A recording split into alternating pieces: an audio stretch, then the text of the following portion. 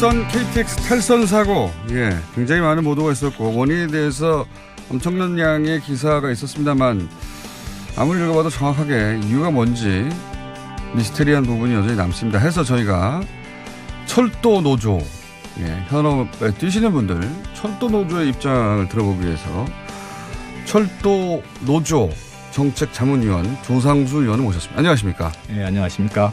철도 노조 노조원이시고 지금은 철도 전기원 현업에 복귀해서 또 일도 하시고.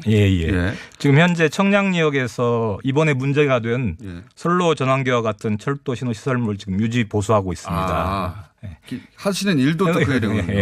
먼저 이야기를 시작하기 전에 철도 노동자의 한 사람으로서 이번 사고로 부상을 입은 승객과 크게 놀라신 국민 여러분께 사과드리고 철도를 사랑하고 걱정하시는 국민들이 안심할 수 있도록 철도 노동자들이 근본적인 안전 대책 수립을 위해서 최선을 다할 것이라는 약속을 드리겠습니다. 알겠습니다. 이제 기자들이 쓰는 기사들이 이제 잘 못 알아듣겠어요. 그러니까 현업에 계신 분으로서 전문가로서 이 사고 원인이 뭡니까? 이해할 수 있도록 일반인들이. 일단 직접적인 원인을 좀 알려주시죠.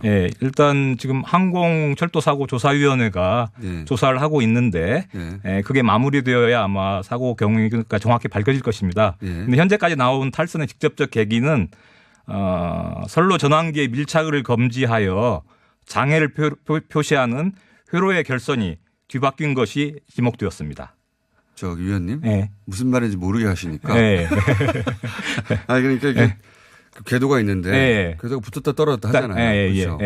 근데 이게 떨어졌는데 그 떨어졌는 신호를 감지해야 되는데 그게 선이 정반대로 꽂혔을 맞습니다. 이게 사람의 실수를 해서 어느 순간 잘못 꽂은 거예요? 아니면 애초에 뭔가 문제가 있었던 겁니까? 현재까지 조사로는 설계 자체가 잘못된 것으로 나와 있습니다. 그럼 설계가 잘못됐으면 중간에 이 시설을 하고 나서 감리할 때 나왔어야 되는 거 아닙니까? 사실은 설계를 하는 과정에서 또 시공하고 난 다음에 감리를 하는 과정에서 당연히 짚어졌어야 될 내용입니다. 근데 이게 왜 안 짚어진 거죠? 그거는 이게 근본적인 원인인가요? 맞습니다. 지금 그 철도 건설과 철도 운영이 분리되어 있습니다. 철도 건설은 철도 시설공단이 맡고 있고 그다음에 철도 운영은 그리고 유지 보수는 철도 공사가 맡고 있는데요. 철도 까는 공단과 그거를 깔린 걸 유지 보수하는 데가 갈라져 있어요? 나눠져 있습니다. 갈라질 이유가 없지 않습니까? 그거는 2004년도에 갈라졌는데요. 원래 김대중 정부 시절에 철도 민영화를 추진하면서 철도 민영화를 쉽게 하기 위해서는 아무래도 철도 덩치를 쪼개야 민영화하는 데 용이하기 때문에 그 공사로 또 공단으로 출발하였지만 장기적으로 철도 민영화를 생각하면서 쪼개진 것입니다.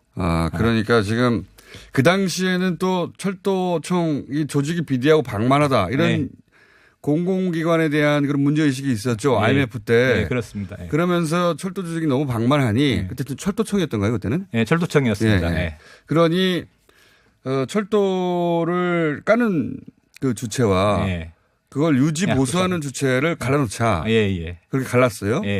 그러다 보니까 시설을 까는 사람들하고 보수를 하는 사람들이 다르니까 이쪽의 체제하고 이쪽의 체제가 달라서 이런 크로스체크가 잘 안 되는 부분이 있는 겁니까? 맞습니다. 특히 이번에 문제가 된 그 선로 전환기 표시 회로 같은 경우에 일상적으로 유지 보수하는 그 조직이 함께 한 조직에 있었다면은 훨씬 더 그 설계와 감리 과정에서 그 문제를 지적하는 게 용이했을 것으로 생각이 됩니다. 이거는 서로 완전히 다른 조직이니까 이 조직에서 저쪽 조직에 요청을 해야 되고 그러면 그쪽 조직의 일정에 맞춰야 되고 이게 이제 그리고 다시 보고가 와야 되고 이런 원활하지 않은 지점이 있다. 협조 요청도 기관 간 경쟁 때문에 원활하게 안 되는 경우가 많이 있습니다. 원래 같은 철도청에서 나와서도 이미 헤어진 지 오래돼서 그래요? 같은 철도청에서 나왔지만 그 업무 분장을 둘러싸고 유지 보수나 개량이나 이런데 그 서로 그 범위에 대한 어떤 이런 여기까지는 네가 해라 그런 다툼과 책임 이런 문제에 대한 것 때문에 원활하게 소통이 안 되는 경우가 많이 있습니다. 그러면 그 소위 IMF 이후에 공공기관 비대화 등등의 당시의 시대 정신이기도 했었어요 사실은. 그래서 이걸 이제 그 슬림화하고 조직을 쪼개자 이렇게 하긴 했었는데 어느 순간부터는 민영화가 가진 우리 사회의 어떤 뭐랄까요 문제의식이 굉장히 높아졌잖아요. 예, 맞습니다. 예, 그래서 예를 들어 수소 고속철도 수소를 왜 분리했을까 그때 이해가 안 갔었거든요. 이것도 결국은 민영화에서 팔려고 했던 거죠? 예, 맞습니다. 이제 우리 철도 중에서 가장 돈 되는 노른자 노선이 이제 수소 고속철도 노선이거든요. 그렇기 때문에 이 부분을 쪼개가지고 주식회사로 만들었거든요. 주식회사는 언제든지 매각할 수 있기 때문에 그렇게 준비된 것이고 당시에 철도 노조가 이제 장기간 파업을 하면서 국민들의 민영화 반대 여론이 높았기 때문에 현재는 공공기관이 지분을 100% 소유하고 있는 것으로 운영하고 있습니다. 주식회사로 나눌 필요가 없었잖아요. 네, 맞습니다. 결국 나눌 필요가 없었던 거죠. 그러니까 이거를 나눠서 팔려고 했는데 당시 이제 이명박 정부 말기였던 것 같은데 기억에 그죠? 아니 저기 박근혜 이명박 정부 때 정책이 수립돼 가지고 박근혜 정부 초기에 2013년도에 민영화에 대해서 사람들 눈치를 챘기 때문에 이건 누군가 딴 사람이 돈 벌려고 하는 거구나. 반대 여론이 높아서 그걸 못하자 공공기관의 지분을 다 가지고 있는 형태로 그래서 분리할 필요가 없는데 분리한 것이 된 셈이. 그러면 이런 이제 문제의 근본은 이게 다 갈라놔서 그런 것이다. 그래서 김현미 장관이 현 장관 국토부 장관이 이거 통합하겠다 처음에 그랬잖아요. 맞습니다. 갈라놓은 거 통합하겠다. 뭐 수소 같은 거 지금 말씀하셨듯이 갈라질 필요가 없는 걸 갈라놨으니까 통합하겠다고 했는데 이거 왜 아직 통합이 안 되는 거죠? 사실은 저기 수소 고속철도 통합에 대한 국민의 지지 여론이 높고 그렇죠. 또 김현미 장관 취임 초기에 통합에 대한 강력한 의지를 천명하였기 때문에 저희 철도 노동자들이나 또 상당수 국민들이 상당한 기대를 하고 있었던 게 사실입니다. 다시 정상도 돌아가는구나.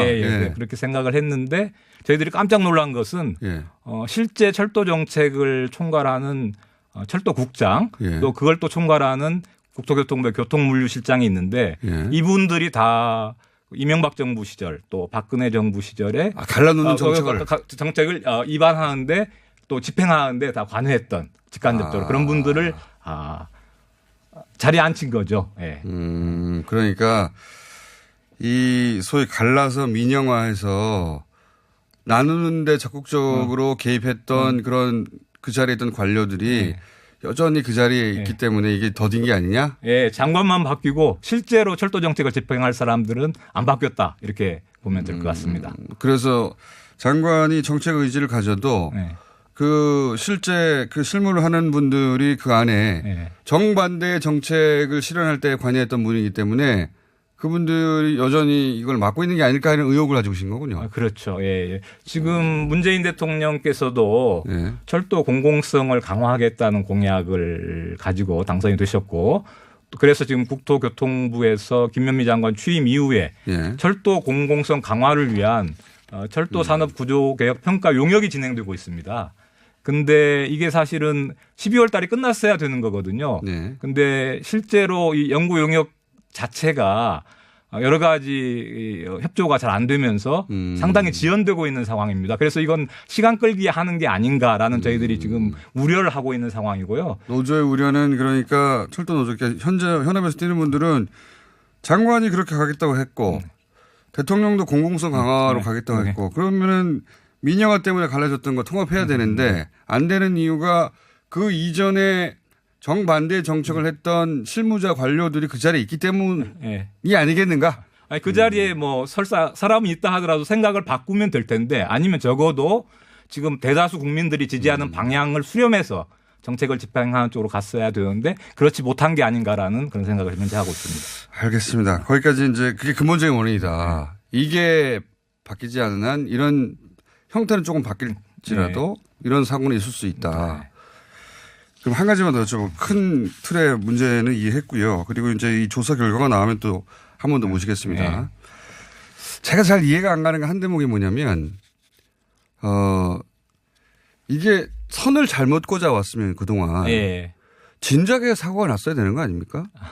그러니까 지난 9월에 한번 점검했다고 하는데 그때는 문제가 없었고 지난 1년간 사고가 없었는데 선을 잘못 꽂아왔던 걸 최근에 발견했다면 그전에는 선을 제대로 꽂았다가 9월 이후 언젠가 선을 잘못 꽂는 뭔가 어떤 뭐 그 정비의 실수라든가 그래서 범인이 있을 그러니까 설계가 잘못이라고 하면 굉장히 포괄적인 건데 이렇게 선을 누군가 거꾸로 꽂았다면 범인을 찾을 수도 있는 거 아닌가 싶어서 제가 여쭤보는 겁니다. 일단 그러니까 지금 현재까지 조사로는 누가 잘못 꽂은 게 아니고 설계 자체가 처음부터 잘못 꽂혀 있었다? 잘못 꽂힌 것으로 현재까지는 보여진다. 그렇게 이제 그 조사위원회에서 일단 얘기가 있었고요. 네. 일단 그 선로 전환기 아까 얘기한 선로 전환기의 그 밀착, 분기부에서 왔다 갔다 하는 그 선로가 갈라지는 선에서 이동하면서 하는 그 밀착이 일정 그 이상 떨어지면 그게 이제 그 불일치라고 해가지고 장애로 표시가 됩니다. 그러니까 궤도가 없어지는 거죠. 떨어지면. 기차 입장에서는. 그렇죠. 탈선하는 거죠. 그래서. 탈선하게 되는 거죠. 사이가 벌어져 가지고 탈선을 하게 됩니다. 그래서 이게 결선이 잘못된 것은 선로 전환기 동작을 시키는 것에 대한 결선이 잘못된 게 아니고 밀착이 제대로 붙어 있는지 안 붙어 있는지를 표시하는 회로가 잘못된 것이고 그동안에는 밀착이 지난 한 1년 동안에는 떨어져 있지 않았던 거죠. 그렇기 때문에 사고가 안 났던 거고 이제 밀착이 떨어지게 됐는데 그 떨어졌다는 신호를 못 보냈다. 떨어진 거에 대한 신호를 잘못 검지한 거죠. 그래서 상대쪽 표시회로 결선을 잘못돼 가지고. 잠깐만 정리해 볼게요. 그러니까 떨어졌냐 안 떨어졌냐 딱 붙어야 되는데 그 신호를 감지하는 장치가 있는데 그게 표시회로라고 합니다. 잘못 꽂혀져 있다는 것은 옆 동네, 옆 라인에 회선을 여기다 꽂아놔 가지고 엉뚱한 그 궤도를 체크하고 잘 붙어 있네 하고 돌아왔다는 거죠? 예. 근데 제 말은 그것도 1년 이상 그러니까 1년 이상은 밀착에 아무 문제가 없었던 거죠. 처음으로 밀착에 문제가 생겼는데 맞습니다. 처음으로 문제가 생겼는데 그걸 옆 라인을 체크하도록 선을 잘못 꽂아놨기 때문에 이게 감지가 안 된 것이다. 맞습니다. 이렇게 이해하면 되는 거군요. 근데 그게 기본적으로 이렇게 통합되어 있었다면 훨씬 더 빨리 체크가 됐을 것이다. 그런데 그렇게 하겠다고 현 정부와 장관이 해왔는데 못한 이유가 정반대 정책을 추진했던 실무진들이 이걸 막고 있는 게 아니냐 그런 우려가 노조에게 있다. 이렇게 이해하면 됩니까? 예, 맞습니다. 바쁘게 이해해 봤습니다. 여기까지 하고요. 이 조사가 좀 더 진행이 되면 다시 한번 모시겠습니다. 오늘 여기까지 이해하는 것으로. 자, 지금까지 조상수 철도노조 정책자문위원이었습니다. 감사합니다. 고맙습니다.